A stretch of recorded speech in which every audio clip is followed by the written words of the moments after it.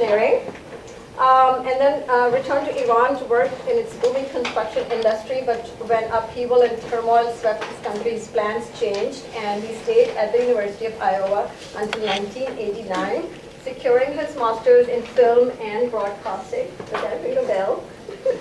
And a PhD in instructional design and technology. Mahbod started his professional career at Motorola, and for most of his last 20 years, he's worked in senior level positions for companies such as Arthur Andersen, Firm Corporation, PeopleSoft, Juniper's Networks, etc. He works as an international management consultant and lives in the San Francisco Bay Area with his wife. His debut novel, Rooftops of Tehran, and he's got 2 more novels coming up, so you can ask him questions about that. This one was published in 2009, and it's been translated into 15 languages. Rooftops was the one-book selection for many colleges, including Villanova, Broad, George Mason, Earlham, etc. And Seraji has visited a number of English and philosophy classes, and you can add this one to your list. The most memorable one for him was, of course, the role of an author in seeing and representing the world, and the role of the reader in decoding the author's intent. Mahbod's dissertation was on cinematic perception, and he says that this might be the reason why that particular discussion stuck with him. Rooftops of Tehran, Mahbod says, could be a cause and effect novel at the macro level. For example, why people in the Middle East feel the way that they do about the US, or it could be a comparison and contrast, where it deals with themes such as universality of love, friendship, growing up as treated in the book, and the differences in the way people think of honor and what's worth sacrificing one's life for. Okay, and on a personal note, and I haven't told them this before, so I want to tell them this, how I got to know Mahbod Seraji. So he's on Facebook, and he was not my friend at that time. But he has a Facebook page, for his book. And so I wrote to him, and that was several years ago. One of my colleagues knew him, and I heard of him, and I had seen his book, and I thought, okay, he's on Facebook, let me write him a message, and just ask him politely if he could sign my book for me, or if he was going to speak. I'd come over there and get my book signed. And I did not hear from him for 1.5 years. So I thought, okay, one of those arrogant writers. They're too good for their fans or whatever. I mean, I really enjoyed the book, and I would. So then one day last year, I suddenly received a message from Mahbod Seraji saying, I had no idea that you had written to me, and if you're obviously all familiar, I mean, I think you passed on from Facebook to some other things. That's for the older people now. But when you send a message to someone who's not your friend, there's that other section, and the message is going there, and I think he didn't know what the other was, so he never thought of checking in there. And so when he finally did, he saw all these messages from people who had written to him, and he very kindly responded right away and said, I could send you a book and sign it for you. My daughter, who was reading the book, asked me, it was her birthday, and she asked me if she could meet the author, and I said, okay, do me a favor, it would be like a birthday present for her, if you could meet us and sign the book for her, and that probably is the best birthday present my daughter ever got from me, because she loves to read. And so, Mahbod met up with us, and he signed the book for my daughter. He actually talked to her. It was like a personal interview for her, and she's studying Middle Eastern studies. She's studying international studies, so she had a great time talking to Mahbod, and that's how we became friends. And we never looked back since. And since I really enjoyed this book, I thought that this would be a great selection from my students. And from the response that I'm getting from you, I think that you all have really enjoyed this book as well. Without further ado, I do not want to take up time from Mahbod Seraji. Please let's welcome Mahbod Seraji.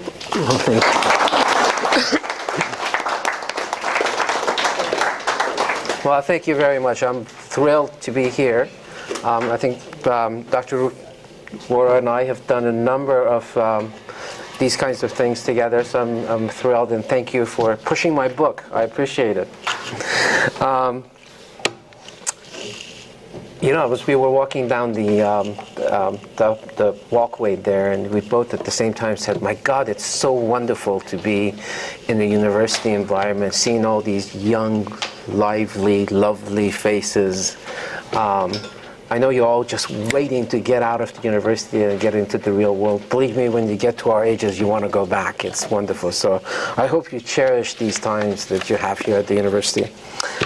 I asked Ruhi what she wanted me to talk about, and she said, why don't you talk, say a little bit about yourself, and then maybe talk about why you wrote the book, and say a little bit about your views on literature, and then open it up for questions. Okay, so I'm going to do that. I'm going to try to keep my piece short so that we could have a conversation as opposed to me just lecturing you.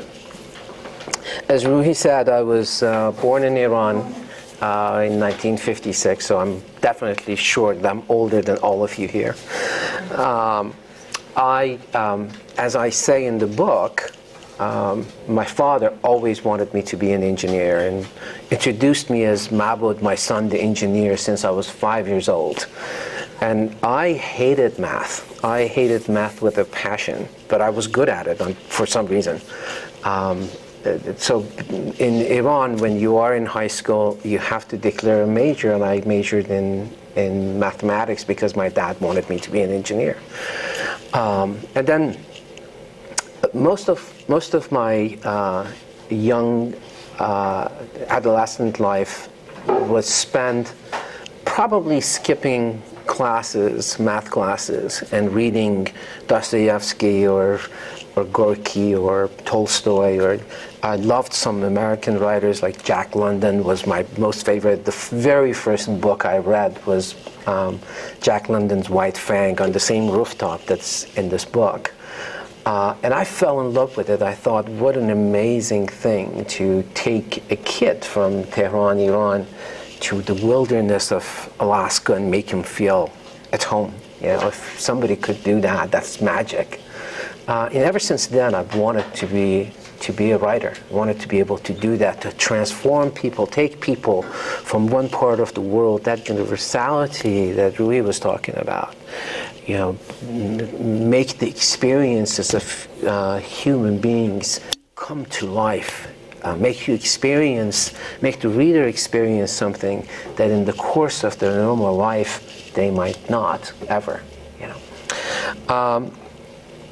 So I came here to the States in 1976, and my intention was to finish the engineering degree in 3 years and go back to Iran. And if you follow the history, obviously you know that in 1979 there was the Iranian Revolution happened, and the American were taken hostage in Iran. The Iran-Iraq War started. It wasn't a fun time to go back. I called my dad, and I remember him saying, you know, why don't you stay a little bit longer? So I stayed and got a master's degree, and then got a PhD, and things just kept getting worse and worse and worse. And I decided to stay here and make a life for myself.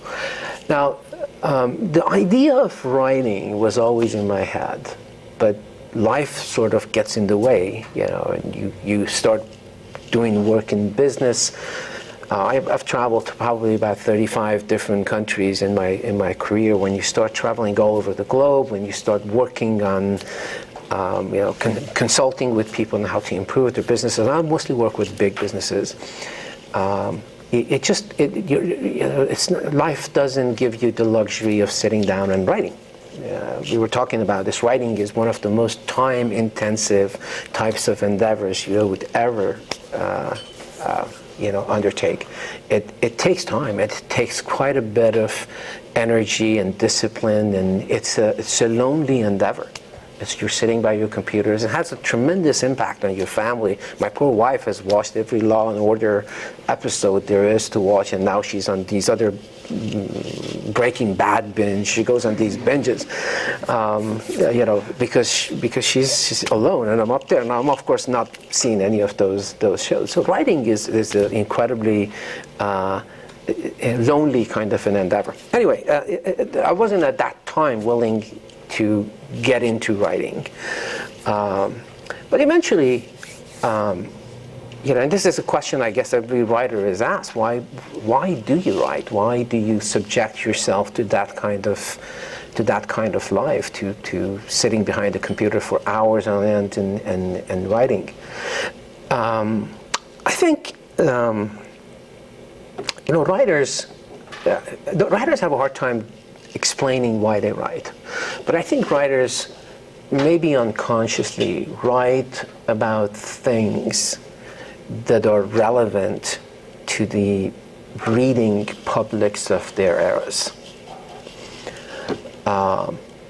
In fact, in the 19th century, the whole goal of writing, right, the function of literature was to represent dilemmas of the society and provide answers. I think some of that has been lost since the 19th century, and the function of literature has changed, and that's disappointing to me, actually. But nevertheless, I think a lot of writers get into writing because they want to say something about what's going on in their lives, what's going on in their societies.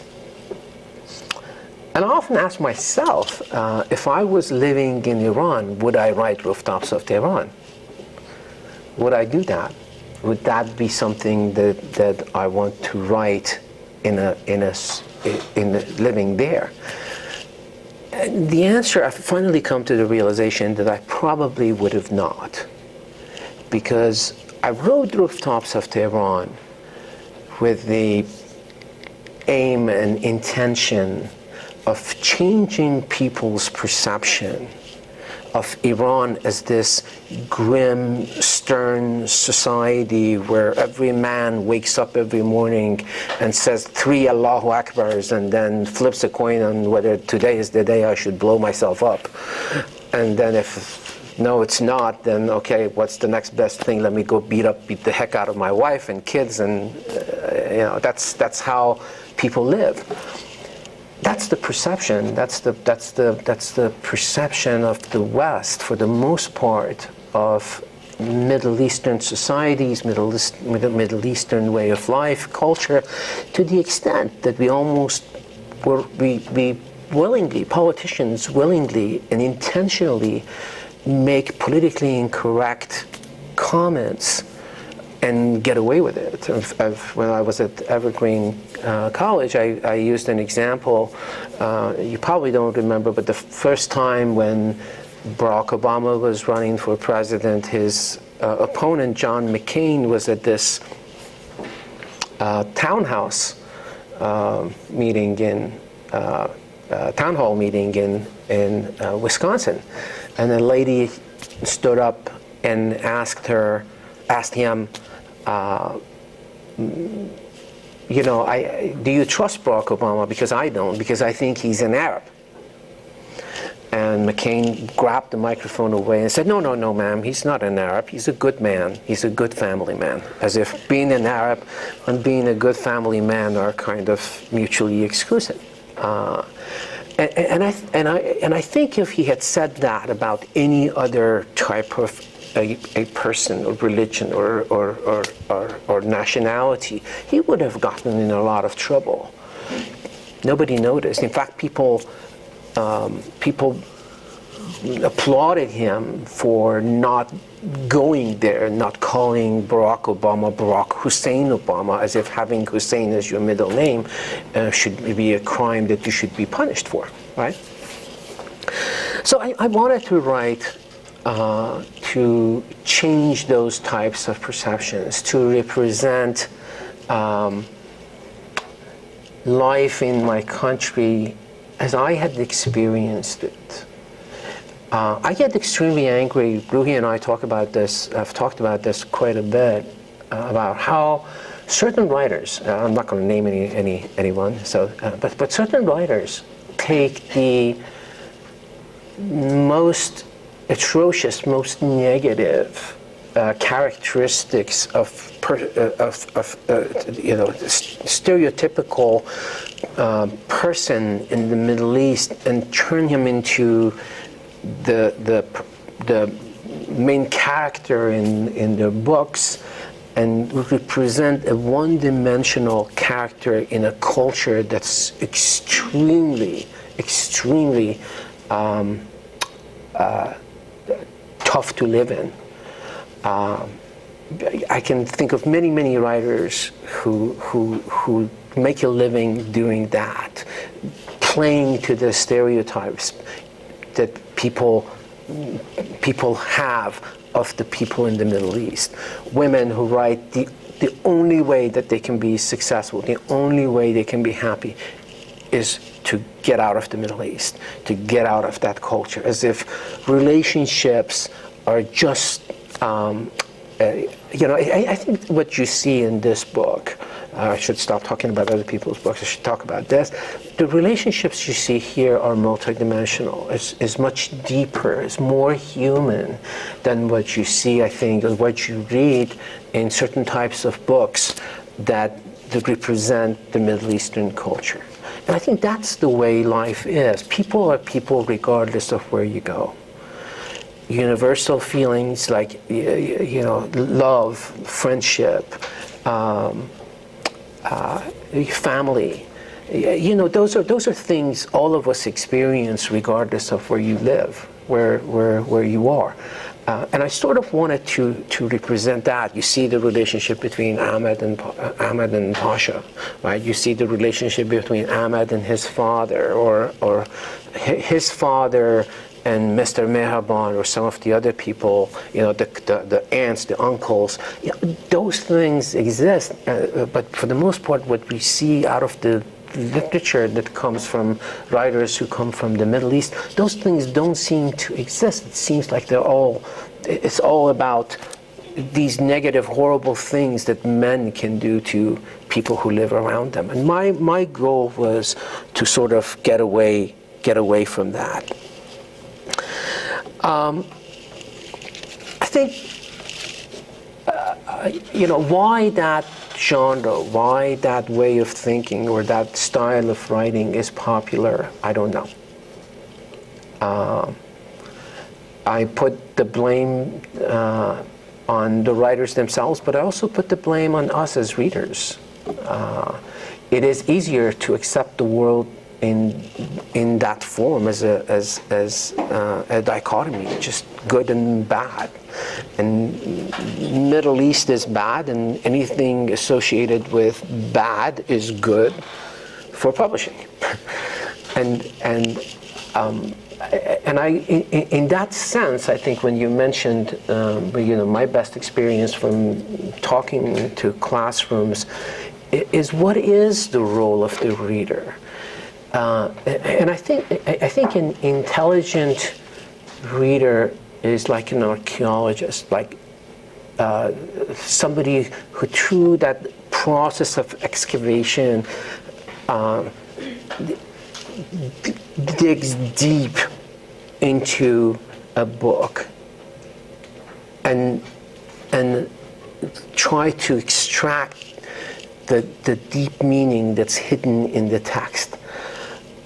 A lot of people talk about the demise of literature today, and I wonder if part of it is, if we were just talking about an 800-page book in which nothing happens, and it's won quite a prestigious award. And I wonder what kind of criteria are used to judge books like that. What kind of readers, why as readers we accept that? Perhaps reading has become, is not what it used to be. And that has made some writers lethargic about what they should be doing.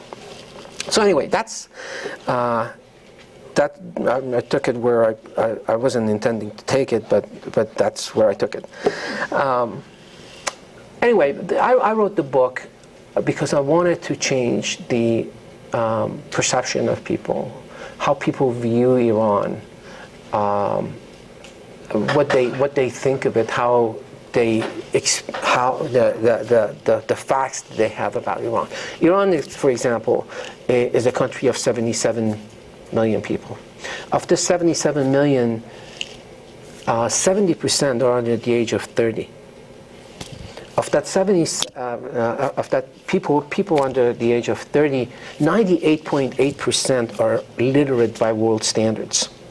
But these are the kinds of things that you don't hear from the news and from the media, right?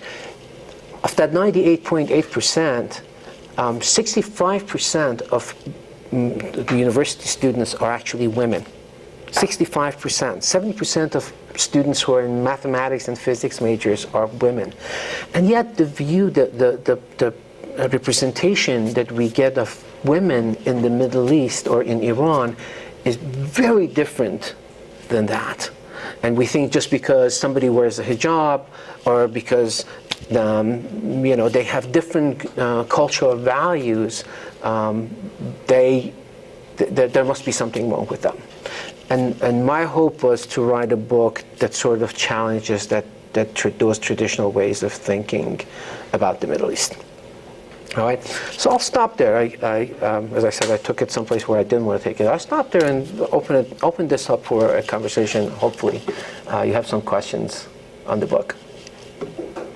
Yeah. Hi. So in the book, Pasha and his friends encounter incidents with the Savak. Have you or anyone you know encountered the Savak? Any experiences? Yes. Sure. So in the books, Pasha and Ahmed and some of their friends have an experience with Savak, and she wants to know if I or anybody I knew had any interactions with Savak. Savak was Shah's secret police, which was trained by the CIA. It was helped. Its creation was actually masterminded by people in CIA. Savak had 65,000 employees, so although they were a secret organization, everybody knew of their existence. And yes, almost everyone I knew was somehow touched by the Savak. The character of Doctor in the book is, in fact, based on 3 people that I knew who had interactions with Savak. Two of them died. One of them, I was giving a lecture at a college in Florida, and I got a call. After I returned, I got a call from the faculty who had invited me to the college and said, "There's somebody here who wants your phone number, and he swears he's Doctor." So it was the gentleman. So Savak, touched everyone's basically life. I don't think there was this fear of Savak in Iran. When we left home, my mother always said, if you're in the cab, don't say anything bad against the Shah.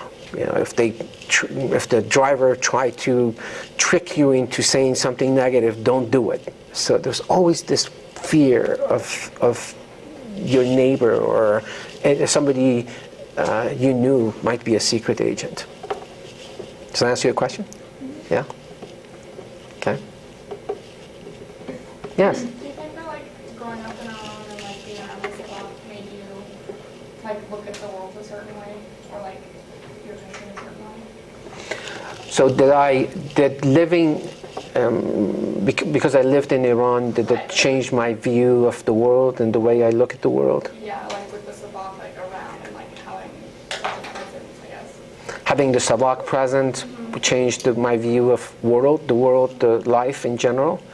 Yeah, I think I'm sure you all agree that your experiences as you're growing up has an impact on the way you think and the way you act. In how you speak, how you treat people, how you treat strangers. That willingness to be open is not there.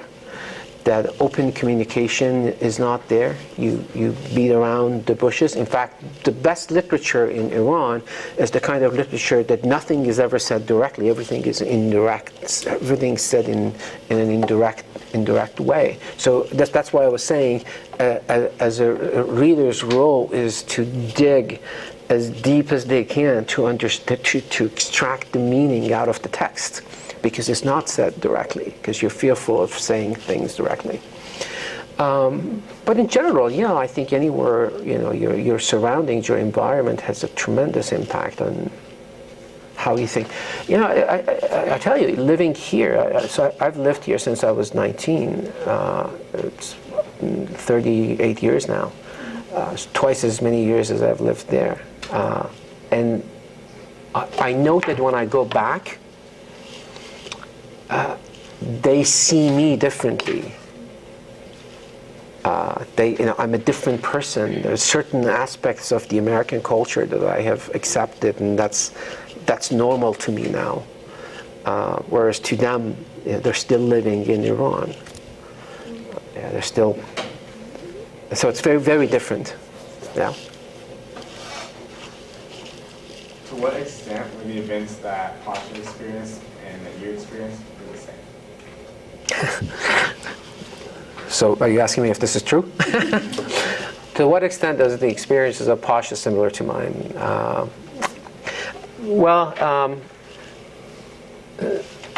So the book is obviously a novel. But I would tell you this, that I think somewhere at the end of the book, in the interview, I talk about how I had not named the narrator until just a few weeks before the book was published, and my editor called and said, look, we need to write what the story is about, and we can't just say the narrator. We need to give him a name. And I didn't want to call him Mahbod, and I didn't feel comfortable calling him a different name. So I kept thinking, and I realized that Pasha would have been the name that my parents would have chosen for me if they hadn't chosen Mahbod. So I did that, I picked that. And then Shahed, which is his last name, is actually my mother's maiden name. And my father is a poet. He uses that as his pseudonym, Shahed, publishes under the name Shahed. So I called him Pasha Shahed. The experiences, obviously, again, as I said, this is a novel. So there's a lot of fictionalization in the book. But Ahmed, for example, was a real character. I didn't even change his name. Fahim and Zari were real characters. I didn't change their names. Iraj was a guy who lived exactly as I describe him in the book. Ahmed's grandma was a woman who just wandered around the neighborhood, always lost. So there are certain. The alley is exactly as I describe it, and our house was the tallest in the neighborhood at the time, the perfect place for stargazing, and we spent many nights, and people who come from that part of the world would tell you that they do that too. In fact, I get pictures from people's rooftops from all over the Middle East, sometimes India, Pakistan, so a lot of those experiences are real. The gentleman, Mr. Meherban, who comes back after many years of being in prison, that was a real friend of my father. He was taken away on the night of his wedding for 18 years. So that was real. We did have that grandfather clock that didn't work. So there's a lot of what happened in my life in the book. But again, I just want to emphasize, I want to make sure Oprah doesn't come after me. It's not an autobiographical book. It's not an autobiography. Oh, yes. So in the book, it talks about how Doctor had banned books in his home. Did that happen a lot? Did you have books in your possession? All the time. Yeah. So the question is, dangerous? yes. The question is, Doctor had banned books in his home, and did you have banned books? And is that real? Would people have that? And is it dangerous?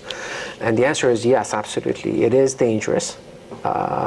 It is, even now, there are a lot of banned books in Iran, including this one, has not been translated into Persian. There's but the irony of it is, when you ban something, people want it more. I remember the book, there's a book called The Gadfly, which is in my book. That book was banned in Iran for whatever reason. It was the story of this revolutionary who sacrifices himself for the cause. And that was banned. Jack London's book, Martin Eden, I don't know how many of you have read that. It's a wonderful book. If you haven't, it's a great book. That was banned. A lot of Russian writers, Gorky, for example, almost all of his books were banned. You see, I think a lot of people say, the Shah we thought was a modernized, westernized kind of an individual. He was. As far as social norms were concerned, he was modernized socially. Politically, he was horrible. He was a despot. When you have a secret police that's comprised of 60,000 employees, you can't be good. There are a lot of interviews. Barbara Walters did interviews with the Shah. You should go on YouTube and watch those. They're quite eye-opening in terms of the way he thought of the world and the way he thought of women, the way he thought of freedom, the way he thought of himself as the ruler, as the absolute ruler in Iran, which is exactly what we have now. It's just that these people have taken it far beyond where the Shah took it, far worse, because at least under the Shah we have social freedom. With these guys, we don't even have social freedom. And political is just as bad. Did you just say that your book is banned and still banned in Iran? Yeah, it hasn't been. So what there was an organization that contacted me to write about the book, which they did. And then the individual said they wanted to translate it. And I didn't hear anything back from them for a long time, and then I got a personal email from this person's personal email account that we have been told not to do it. Now, I tried it myself. I tried to find one person actually translated about 150 pages of it, and then she said, no, it's just too dangerous. I'm not going to do it. So it hasn't been published in Iran. Hasn't been translated in Iran. I'm assuming they've completely banned it. So I guess I have a follow-up question. Do you think that the reason that certain books were banned is because the government didn't want people to take an example from those books? Yes, obviously, yeah. It's as I said, I think this is why I'm so interested in the act of reading. And now, in that respect, I think I wish I had talked more about the act of reading than anything else when I first started. It's that process of extracting meaning out of the text, right? I mean, literature, arts, the function of arts was to provide answers to questions that society poses, to dilemmas that exist in the society. And this way of life, the way it's represented in the book, is very different than the lives of people now. I remember going, I went back and found Ahmed. After many, many years, 20-some years, I went and found him. He's a very different looking guy. He had aged quite a bit. He didn't have a fun life. He was haggard looking, beaten, not doing well financially.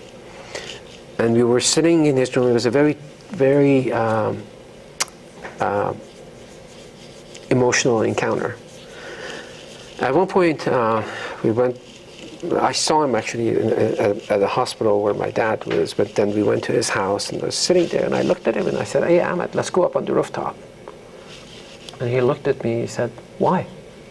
Emails for a sequel. So I think at some point I'm definitely going to do a sequel. But the question is, how would I start it? Where would I start it? How would it be 35 years later when he goes back? There's a scene in the book at the end, I don't know if you've noticed, but where the time doesn't move, where he says, "I'm in bed." His father gives him Valium, and he says, "I look at the grandfather clock and it's 10:15. Then he goes up the steps, it's still 10:15. He says he sits there for a long time waiting for the mass angel to come out. He looks at his watch and it says it's still 10:15, so the time never moves. So there's a lot of possibilities that I left open at the end for doing something with that. Did that happen? You know, some people say, you know, the biggest criticism of the book is that it's kind of open-ended. You know, people say, I wanted to read more to find out what happens to them. And to me, that's again another function of literature. If literature represents life, does everything have an ending, proper ending? Life goes on. I mean, this is I'm here and I leave, and your lives goes on. My life goes on. Yeah. Yeah, so that's how I think of books. That's how I think of stories. But I left quite a bit of room at the end there because I knew I would probably do something with what happens to them afterwards. So a lot of ideas in my head, but haven't really decided on a solid plan yet. Oh, but a lot of ideas, a lot of notes, even characters. Yeah, notes on characters. Yes. Speaking of which, Zari is my favorite character. Oh. Was she real? Yes. Oh, so the question is, well, Zari was her favorite character. Is Zari real? Yes, she was very real. Don't ask that second question. Because I know where you're going. So what happened with her with the Shah's celebration? That actually happened? See, I told you, don't ask that second question.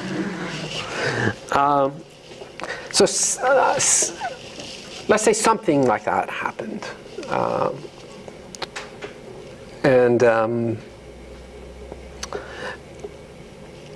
You know, in Iran, there were a lot of political prisoners.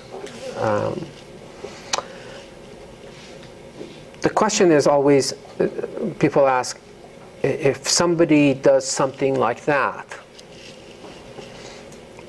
would Savak let them go? And the answer is yes, they would. I mean, they had many, maybe over the 30-some years that the Shah was in power, hundreds of thousands of prisoners. But maybe they killed a couple of thousand. The number is somewhere between 2,000 to 25,000 people executed. The rest were always let go. So they didn't execute everybody they took to prison. So if you didn't have deep-rooted connections to people in the opposition who had tremendous amount of power to make changes, then you were not considered a threat in a way that you should be executed or punished in a way that you wouldn't survive. So hopefully that answers the question. I think you had a... What was the connection between the U.S. and Savak? The question is, what's the connection between the U.S. and the Savak? And I really encourage you to Google this. And it is on Wikipedia, so you can easily see this. In 1953, there was a man who was democratically elected as prime minister. His name was Mohammad Mossadegh. And people loved him because when he took over as the prime minister, he nationalized the oil industry in Iran, which meant he kicked the British out of Iran. British at that time, the British were using our oil and taking all of the revenue. And Iran was basically based on an old contract making absolutely nothing. So he came and nationalized the oil, which upset quite a number of people outside of Iran, including a lot of the British government and the U.S. government. Well, in 1953, Mossadegh was overthrown by the CIA, in a coup d'etat by CIA. And the Shah, who at that time, because there was a lot of turmoil in Iran, had escaped and gone to Switzerland or someplace like that, was returned as the ruler of the country. And to make sure that this never happens again, there was a mini Savak in place at that time. It was called something different. I won't go into the Persian name of it because it wouldn't make sense. It was called Sazman Amniyat Sazman Amniyat Shoray Amniyat Milli, which means Sham. Anyway, it's irrelevant what it was called. But they brought, so they took that organization, and CIA helped it grow, because the Shah was very mindful of the American interest in the region. The Shah was anti-Russia, anti-Soviet Union. Like the Americans. I'm sorry? Like the Americans. Like the Americans. The Shah loved the Americans, and the Americans supported him. In fact, he is known to be Richard Nixon's best friend. At that time, he was Richard Nixon's best friend. Very close to the Republicans in the U.S. Kennedy hated him. John F. Kennedy hated him, wanted him gone. But the Republicans wanted him. So anyway, that's the connection. And the CIA over the years provided training, money, resources to the Savak for it to be effective. Now what's funny, what's ironic, is that after the revolution, they killed a bunch of the leaders of Savak, and then they saw this. They got 60,000 pretty well-trained people who can actually help the regime. So they all took their ties off and grew beards and now work for this government. That's ironic, isn't it? Yes? I have a question too. Can you explain the concept of paying for the bullet? So can I explain the concept of paying for the bullet? It's a tragic one, isn't it? It's a painful one. It's a painful thing to do, and it still goes on in Iran, where they execute somebody, and the only way you can get the body back is if you pay for the bullet they spent. And it's the ultimate insult to the person who's been killed and to the family of the person who's been killed. And a lot of these revolutionaries came from poor families who couldn't afford to pay for the bullet. It's just true even today. They can't get their bodies of their kids back. And what's more painful to a family than that? You know, the amazing thing is that I think despotic governments do things that actually creates more opposition. You know, that I'm sure boils your blood, right? Thinking about it just makes you really upset. Imagine what it does to the family of the victims. So that's the ironic thing about despotic governments. They're just like stupidity. How far can stupidity go? Don't these people have brains? Don't they think? You know. Yes. I just want to know, so I noticed throughout the story whenever a tragedy or a death occurs that a lot of family members would cause or put pain upon themselves. So I just wondering, is that a tradition that they do? So when something tragic happens, people put pain on themselves. Is that what you said? And is that normal? Yes, I think mourning is very different in Iran than it is here. And I think in most of the Middle East and cultures like mine. My uncle passed away. My uncle was killed in an automobile accident. A truck hit him and never stopped. And he was killed at the age of 27. And I don't think my grandmother ever, for the rest of her life, took the black off.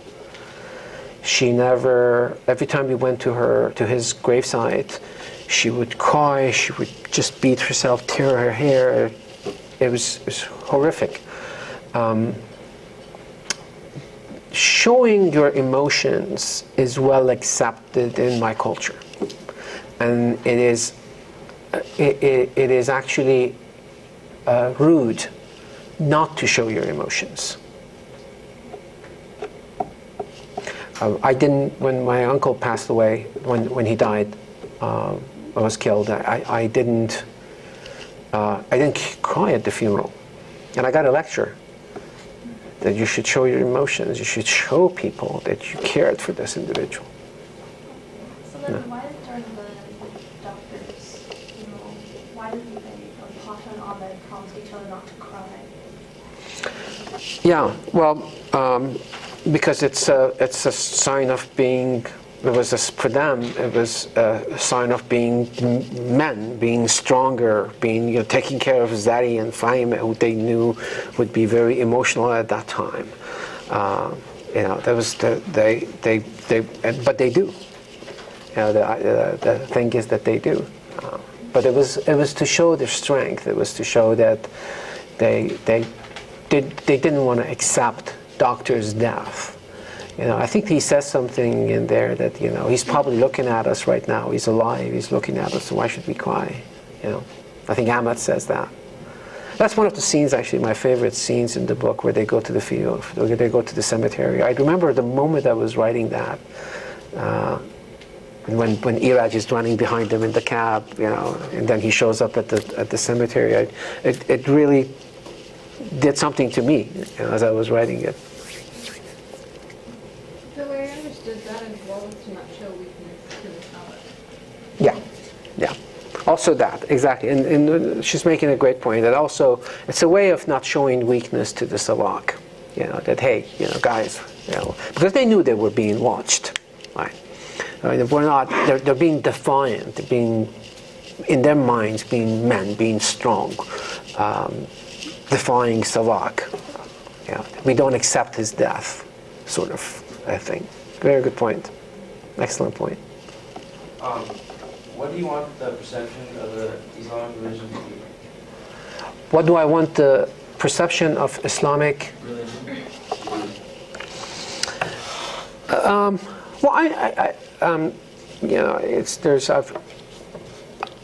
It's funny. We were just talking about this. I've written an op-ed that should come out soon. Hopefully, somebody will publish it.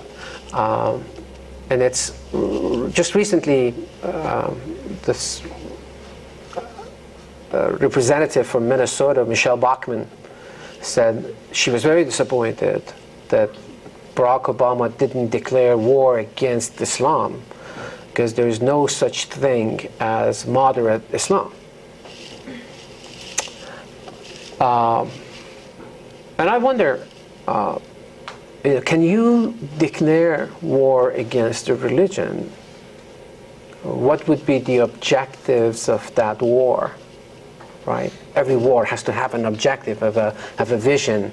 The world is a better place without Saddam Hussein, or whatever the excuse was, or the finding the weapons of mass destruction. Right? That has to have an objective. So, what would a war against Islam have as its objectives? What would be the vision? What would be the objective of it? There are 1,570,000,000 Muslims around the globe.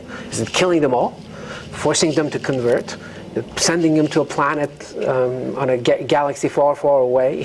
What would be the objective of that? So I don't understand that, and don't understand how could there be 1,570,000,000 hardcore Muslims in the world? Because if that was true, humanity would not survive. There's bad people, good people everywhere. When that guy in Europe, what country was it? I can't now remember. Was it in Finland?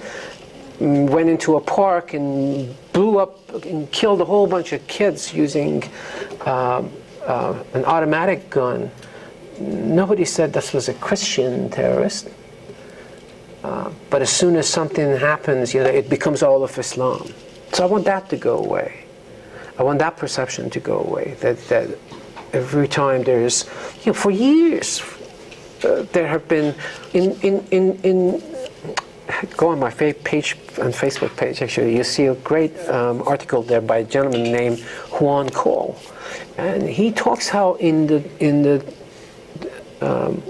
20th century, since World War I, 100 million Christians, 100 million people were killed by Christians in wars. Okay? 100 million. Now, we don't say Christians are all killers. There's all this, and these are painful things to talk about, and I hope nobody gets offended. There's all this church crises with priests molesting children. Nobody says, oh, Christianity is about pedophilia. Why do we generalize when it comes to Muslims? I want that to go away. I think that's not true. And let me tell you something. I actually am not a religious person at all. In fact, I always say, jokingly, I religiously avoid religions. So I'm not a religious person at all, but I'm a human being. And as a human being, I find that extremely offensive that people make those kinds of generalizations, but the other way is not true. Did you watch Bill Maher the other day? Bill Maher, when he was talking about how the Muslims are the worst people in the world, and we should do something about it. I just wonder. I mean, I just don't understand that. How could 1,570,000,000 people but just be evil? It's just impossible. It doesn't make sense, right?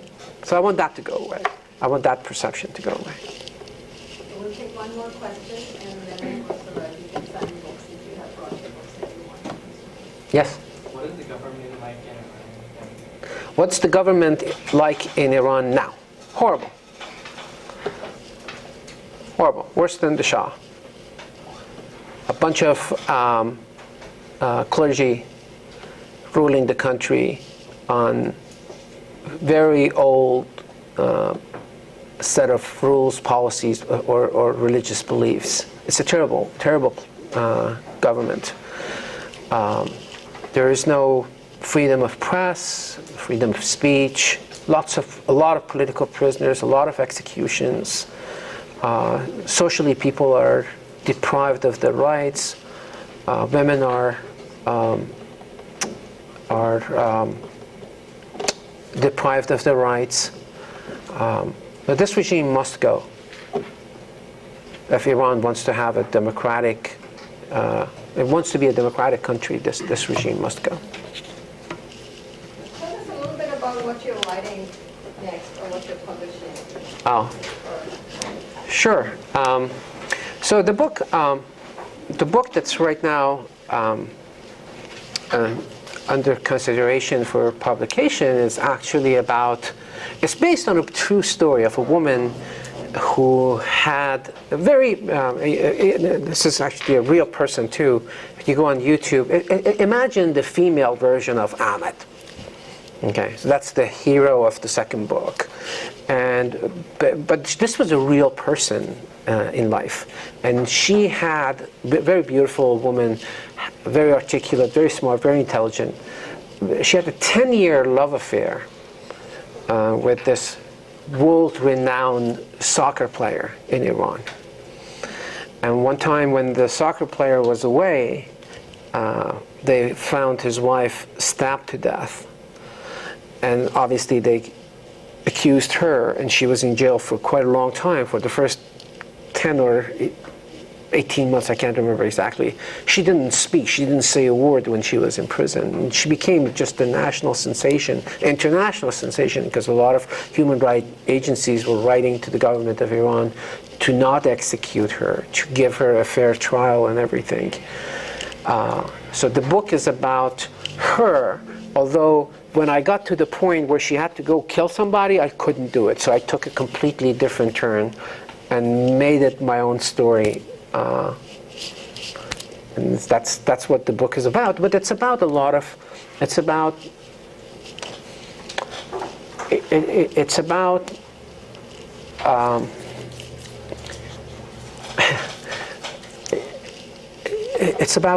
what you can do when you're free. It's about what you can do when you feel free. It's about how you can live when you're free of influence that that limit you in the way you think, and well, you should read it. I think you should buy it and read it.